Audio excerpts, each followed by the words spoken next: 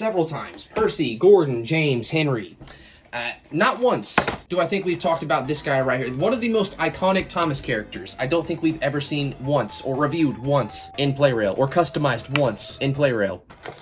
Can you guess what we're going to talk about today? That's right, ladies and gentlemen, as you can see here, we have a brand new TS11, or the Plarail, Toby, and Henrietta, and a troublesome truck, as you can see there on the bottom. And yeah, like I said before, I'm pretty sure this is the first time I've really ever talked about the TOMY or Plarail Toby on this channel. So, I mean, hopefully there's a lot to say. This is probably the most unchanged Plarail model of all time. Like, have they ever really done any modifications to this thing? And, you know, probably the same with this Henrietta and the troublesome truck, which you can't see too. But before anything, let's talk a little about the box, because Plarail does it better than anybody, I would argue. I mean, truth be told, it's pretty typical. We have the same render of Thomas there on the corner. We've got CGI Toby there and a window that shows you not only Toby, but again, Henrietta. Here on this side, we see or I think it's the same CGI render of Toby. The back shows you, a little bit of warning labels and how to put the battery inside of Toby. Yeah, see, battery still. If you grew up in the early 2000s and played with Thomas toys, you pretty much encountered this exact same thing. And that's one of the things I expect to love about it. And yeah, here on this corner, we have a picture of the actual Plarail Toby. Same here on the bottom with a front-facing render. And there you can see Toby, Henrietta, and the troublesome truck. Oh, also there's, I think I've mentioned this before. This is made for, like, if this is in a store, hanging up on a peg, but yeah, there's that. I use that to store these on the wall with, like, thumbtacks every now and then, so I'll probably do the same with Toby. Yeah, there you go. There's the box. There's all that. And now, let's talk about this thing. Let's open it up. I did not have my X-Acto ready because I'm not prepared for this ever. I think I'll do it from this end just to be safe. All right, and, oh, there's one more piece there on the tab. Perfect, and let's see. All right, there's that bit of foam that protects the end of the consist I get. Well, look at that. I was expecting it to be in a bit of a sleeve, but no. There's our troublesome truck. Huh, it's a classic troublesome truck too. Now, I could be wrong here, but it does look like the sticker is just a little bit sun-faded. That looks a little bit more tan than it should be, or at least I remember, but that is a classic series troublesome truck face. Plarail's kind of moved to the new series troublesome truck faces, like they're CGI stickers. This is not that. That's pretty interesting. Wait, what's this say on the box? Ghislaine Thomas Limited 2002. Yeah, this is literally the exact same thing. I probably had like 6 of these when I was a child. That is so cool. I'm kind of happy that doesn't have an upgrade. The troublesome trucks were fine as is. And if I can get the other guy. Okay, ladies and gentlemen, there's Henrietta. Can I get Toby now? Let's see if I can get, come on.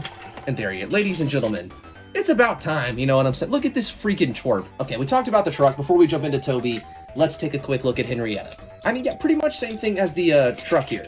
It's exactly what I remember. I do know the capsule Plarail does have, a face now. It doesn't seem actual Plarail has graduated to that, and I kind of prefer that. I don't like Henrietta with a face. I hope that's not a hot take, it shouldn't be. And yeah, I don't think there's really any differences between this and, again, the 2002 version. Yeah, this also says Limited 2002, or Thomas Ghislaine Limited 2002. I think maybe the roof here is a darker gray. I think originally that was a white. I mean, yeah, it's pretty much just a very basic coach. As you can see there, it's got some pretty decent railing detail on either end. There is no painted buffer beam, but yeah, that's pretty much all there is to say, and don't take that as me being too critical. I think the orange they used here is pretty spot on. It's the same orange they use for Annie and Clarabelle. I do, again, really like that detail they put on either side, and I don't imagine it's too hard to maybe add, like, I don't know, say like a figure or something like that in there, and that is something I'll probably do. I don't know, I just think this is a very neat and a classic piece of Thomas merch, and again, to see it so unchanged, I quite like that. Same with this truck, even though it does look like I got a sun-faded truck. Like, this looks like something that somebody played with and then, like, gave back to Amazon. I don't think I'm crazy for thinking that. Like, this looks sun-faded, but, it is what it is. Everything else looks pretty much perfect condition. All right, quick swap over to daytime, because now we can actually see what we're talking about. What is there to be said about TOMY or Plarail Toby? Kind of a lot, but also really not much. I mean, there's really only one critique I've ever had with this thing, and that is the size. Kind of the same thing with Percy. But Toby's a little bit more obnoxious because he does, again, hold a C battery. He's just kind of large, he feels kind of fat, and that's not what I think about when I think of Toby. I think of Toby as like a very small, wooden box almost type of thing. This model is not the most reflective of that. But that aside, is it reflective of Toby? I would argue yes. I mean, the face is a little bit lazy. This is something that I'm surprised they haven't changed at all over the years. I mean, look at any of the new Plarails. If there's one thing you can give them, they have very accurate faces, even if they are CGI. Toby is nothing. There's not even painted eyeballs on this thing. It's just the pupils and the eyebrows, as you can see there. A little bit lazy. And there's also no painted back lamp, as you can see there. Just the front one. So, I mean, yeah, if there's anything you could say, maybe it's a bit lazy. But, again, it's this is the exact same thing we've had since TOMY. Is that a good thing? Is that lazy? That's kind of up to you. You know what I'm saying? And I mean, detail-wise, it's really not the worst. The 7 there is a sticker, but I mean, it's not the most obvious sticker in the world, and the 7 itself does look good. The back lamp is a pretty easy modification. I mean, there's also this little chunk there, as you can see, right out of the buffer beam. I don't think that would have been too hard to paint red, you know what I'm saying? But again, there is that. His buffers are also very, very tiny. So is his cow catcher, but I mean, that kind of makes it, he has to go up ramps and stop tracks and stuff like that. So, you know, functionality. I mean, there's some molded detail, but no paint, nothing there on the roof. So, I love it, you know what I'm saying? This is so iconic. It's so, I don't know, maybe easily fixed. I might be shooting myself in the foot saying that one, but we'll try. Let's take a look at this motor really quick. So, Toby, you just kind of, pry apart like that. There's that, and here is where that C battery goes. Yeah, nothing too special. The bottom says TOMY 1996. So, same thing. Something that I think is going to really stink is the face is just molded to the body. Again, Toby is kind of just one big thing, or one big mold, and things like the face are painted after the fact, I believe. Or that's why it's kind of messy there on the side, if you can see that. That will make removing it a little bit more difficult, but I think it's nothing, a Dremel can't fix. There's nothing inside of Toby except for the, front holes, some of the side windows, which are open. These ones here are not open, if anybody was curious or, didn't know that. Kind of just a big black void. But yeah, ladies and gentlemen, this is the Plarail Toby. Kind of exactly what you would expect, possibly. Kind of sadly a project in itself, but you know what, it is what it is. So yeah, I think that's the game plan. We'll upgrade Toby here in a little bit. We also have Henrietta. I don't really think there's much to do in the ways of upgrading Henrietta. Again, the buffer beam, to me at least, an inconsequential detail. I might add a little bit of weathering or something like that to the roof. Definitely plan to add like a figure or something like that at the very least, or maybe some people inside of it. The troublesome truck. What more can you really do? And I also kind of wish this thing had like a load or something like that. That's not really the hardest thing to add. I'm not sure what Toby would be pulling. It could be, he does work at the quarry, so maybe some ballast like they did with Bill and Ben. I have some barrels here, so we'll pop these right on inside, and yeah, look at that. Immediately, an improved troublesome truck, You get what I'm trying to say. There's very small things you can do to this to upgrade it. What else can we do? Can we fix it? I don't fucking know.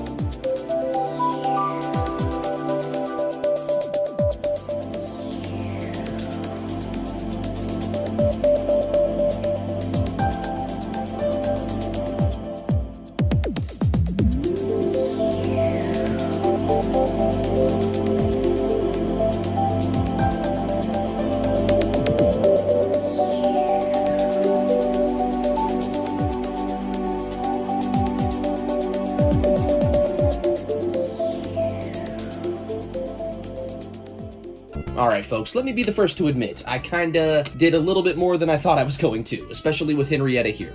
Initially, the original plan was just to, like, again, weather the roof.